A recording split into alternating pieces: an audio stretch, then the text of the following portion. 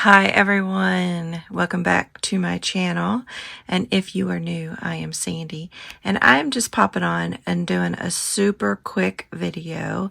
So I made these tags and I just think they're so cute, so I wanted to share them. So I used, this is the new Tim Holtz, this is the Vault watch gears die cut, and I did a video on that here recently, but I've been wanting to make some tags for my patrons for this month, and I decided to use, this is Shabby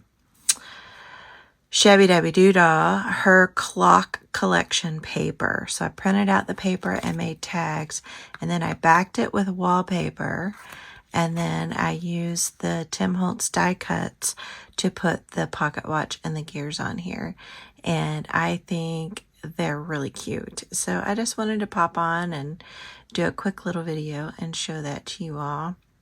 So I hope you all are doing well.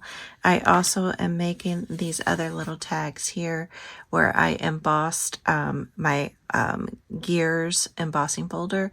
I inked it up, and then made these tags. So I just need to punch a hole in these and then add some sort of fibers or twine or something for these tags, and they'll be ready to go out to my patrons. All right, guys, you all have a fabulous day, and I will talk to y'all soon. Bye.